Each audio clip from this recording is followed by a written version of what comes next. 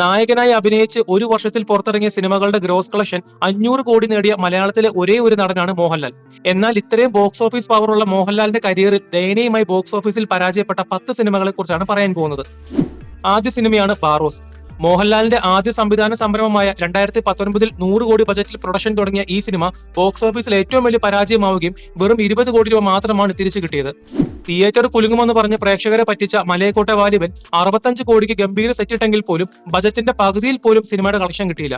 1971 beyond the borders എന്ന major Mahadevan സീരീസിലെ 4ാമത്തെ instalment ആയ ഈ സിനിമ 15 കോടി ബജറ്റിൽ പുറത്തിറങ്ങിയെങ്കിലും വെറും 5 കോടിയിൽ താഴെയാണ് കളക്ഷൻ കിട്ടിയത്. 2012 21 കോടി എന്ന സ്വപ്ന ബജറ്റിൽ പുറത്തിറങ്ങിയ കാസനോവ വലിയ ഹൈപ്പ് ഉണ്ടാക്കിയെങ്കിലും തിയേറ്ററിൽ അമ്പേ പരാജയമായി തീർന്നു. വെറും 8 കോടി മാത്രമാണ് സിനിമയ്ക്ക് കളക്ഷൻ കിട്ടിയത്. റൺ ബേബി റൺ എന്ന ഹിറ്റ് സിനിമയ്ക്ക് ശേഷം അതേ ടീമിന്റെ അടുത്ത സിനിമയായ ലൈലാവോ ലൈല പ്രതീക്ഷയുടെ കൊടിമുടിയായിരുന്നെങ്കിലും തിരക്കഥയും പെർഫോമൻസും മ്യൂസിക്കുമെല്ലാം ആവറേജിൽ താഴെയായത് സിനിമയെ പരാജയത്തിൽ കൊണ്ടെത്തിച്ചു. ഈ സിനിമ ജെയിംസ് കാമറൂണിന്റെ ട്രൂ ലൈസ് എന്ന സിനിമയുടെ ഇൻസ്പിറേഷൻ ആയിരുന്നു. മലയാളത്തിലെ ആദ്യത്തെ സോംബി പടം എന്നൊക്കെ പറഞ്ഞ് വലിയ ഹൈപ്പ് കൊടുത്ത മോഹൻലാലിന്റെ മോൺസ്റ്റർ വന്നെങ്കിലും തിയേറ്ററിൽ നിന്നും ഏറ്റവും വേഗത്തിൽ വാഷൌട്ടായി പോയ മോഹൻലാൽ സിനിമ എന്ന മോശം പേര് സിനിമയ്ക്ക് ലഭിച്ചു.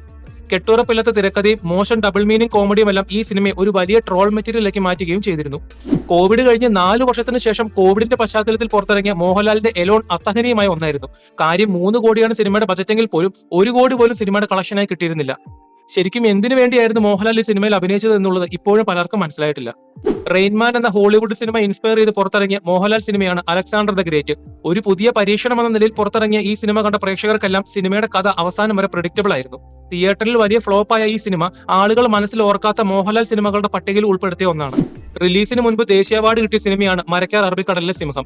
100 കോടി എന്ന സ്വപ്ന ബജറ്റിൽ പുറത്തിറങ്ങിയ സിനിമ പ്രേക്ഷകരുടെ പ്രതീക്ഷകൾ തല്ലിക്കെടുത്തിയ ഒന്നായിരുന്നു. മോഹൻലാലിന്റെ കരിയറിൽ ഏറ്റവും ഹൈപ്പോട് കൂടി ഇറങ്ങിയ സമീപകാലത്തെ സിനിമയാണ് ആറാട്ട്.